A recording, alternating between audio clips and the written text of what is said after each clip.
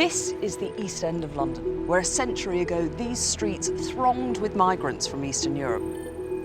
By 1900, the area was almost exclusively Jewish, and ever since, it's continued to be a place of constant flux and dynamism.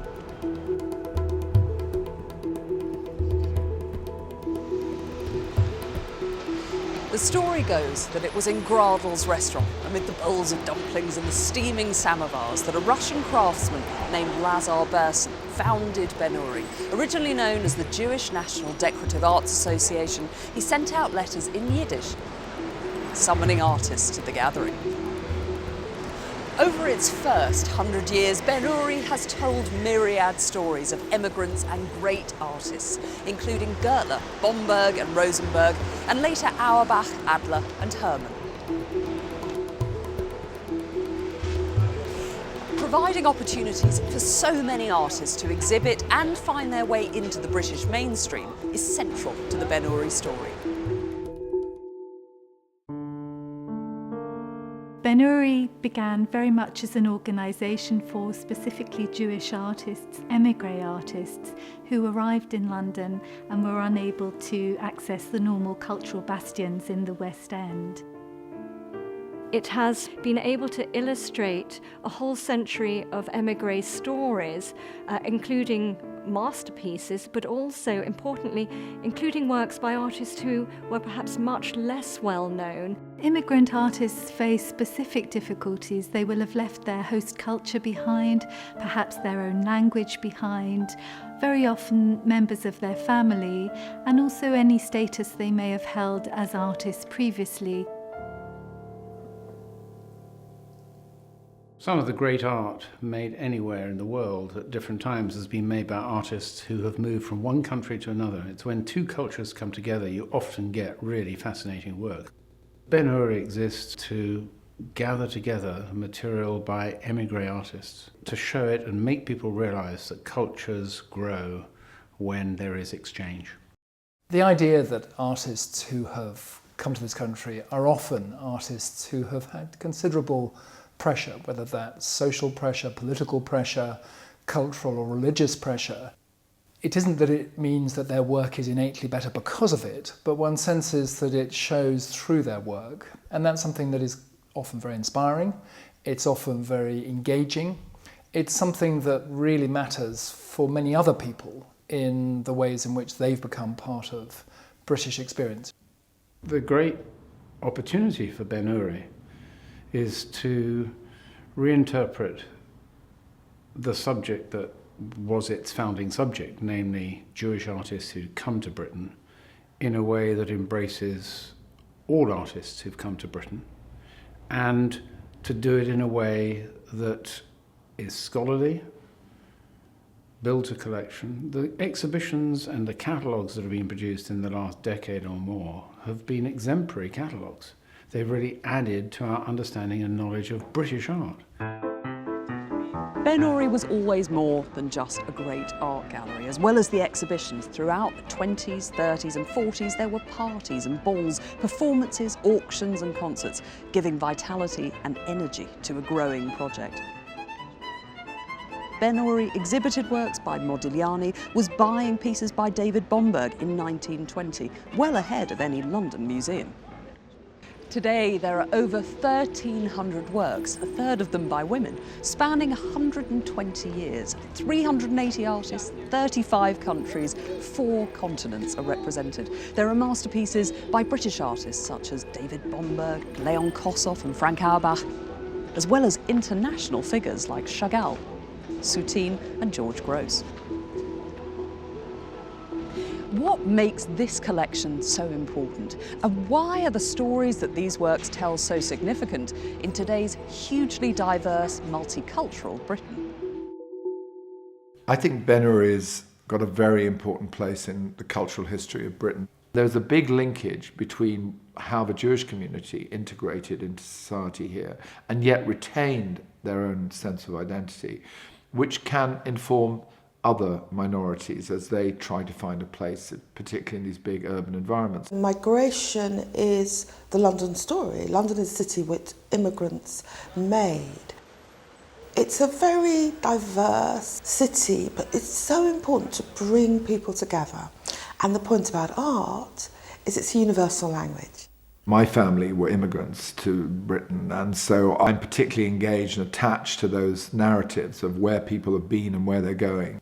Given that Ben Uri comes from a celebration of Jewish cultural heritage, Jewish cultural development, but in particular the Jewish relationship to modernism, I think that's what makes it, of course, intriguing in everything that it does. But I suppose what's been particularly important is the way in which one sees that relationship of artists coming to this country and what they've then contributed to British art and culture. Jews have always been a people who come from somewhere else and bring something to the feast. They brought a new level of expressiveness, they brought exposure to movements like surrealism, constructivism, all these things. And you see how that fueled sort of native English art, if you like. That to me is a very powerful statement of what immigrants from anywhere will bring to this country. So for a museum which can use its collection to address that in a contemporary way seems to me a real vital contribution. The second generation of Ben Uri artists were refugees from Nazi Germany, people including Frank Auerbach, Eva Frankfurter and Joseph Herman. This picture is called Refugees, and it was painted by my father around 1941. He himself was a refugee. He came from Poland, he left for Belgium, and then he came to Britain. And what he did not know when he painted the picture was that these refugees, who looked remarkably like members of his own family, were not going to escape as he had, and that he would be the only refugee from his family who survived.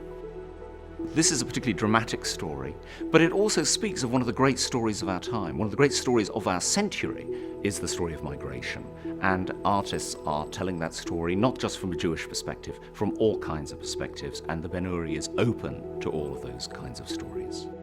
This picture is very complicated for me. It makes me miss my father.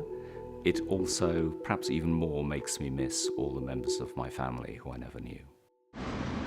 This extraordinary collection of work by some of the 20th century's leading artists is both profoundly human and emotional. The life-changing experiences these artists have been through were powerfully imagined again through their work, perhaps most so in their portraits.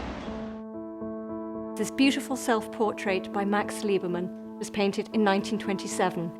Liebermann was one of the best-known German Impressionist artists. And although the painting dates before Hitler's rise to power, I have an incredible sense of prescience. Once you start looking into Liebermann's eyes, I feel there are incredible depths, and it's a work that conveys power through real economy of means. This Goethe is a particularly powerful painting, and it sums up a lot about Goethe's own work, his personal history, and the history of Jewish people migrating to the East End of London. It's such an emotive picture. The couple standing there yoked together with their huge eyes and their huge hands. The hands are meant to represent suffering and a life that has known hardship. Ben Uri has an ambitious vision for its role in London. What really brings the whole project alive is its deep commitment to working with a range of communities. Ben Uri is all about access and building relationships. These young people, most of their parents' backgrounds are struggle within the West Indies, coming over to England to try and build a foundation for their futures, for their young people's futures, which just goes from generation to generation. So like Ben Uri, as much as they're celebrating their 100th anniversary, it could be their parents' 100th anniversary and their grandparents and their great-grandparents. So as Ben Uri goes on, we're trying to move it on as well and get it out there. People walk the streets all the time. We are very excited to be working with 3 community partners here in London because all 3 partners are reinvestigating the notion of identity and migration with their own local communities. Alongside more traditional community outreach, Ben Uri has started exciting new projects, looking at the crossover between museums and art therapy and well-being. Well, the project I'm working on with Ben Uri is about trying to improve the quality of life for people with dementia. And we're trying, through the art collection, to help people explore their own identity, to hang on to some sense of self that they are losing. The intervention we're looking at is making art in the hope that this would delay the progression of dementia. And Ben Uri has agreed and accepted both the philosophical and the ethical imperative of doing it this way. And Ben Uri continues to build relationships with leading contemporary artists. I have a hardwired indifference to speaking positively about any institution. I think the good thing I can say about Ben Uri is that they're interested in doing a show with us, and my interest in the project is limited to the work that I can make for it, and the lorry that will turn up, the shutters will go up, the people will come in with white gloves, pick the work up, stick it in the van, take it away, and we'll put the show on. I mean, that's it for me. The work is kind of deeply antagonistic to the dark underbelly thinking which promotes purist thoughts about race. We're obviously interested in the relationship between capitalism and fascism, and I suppose that is necessarily of interest to the curators of Ben Uri. So what of the future? What is the vision for Ben Uri? And what are the possibilities here in London? A difference. We hope to deliver something that is different. The whole strategy is based on developing a program for the widest public from the widest set of communities to engage. We want a museum of migration focusing on art and identity, and we want to have a situation where there are 10 different migrant communities having space for 3 or 4 months at a time, telling their story of their journey to London, their triumphs and their disasters.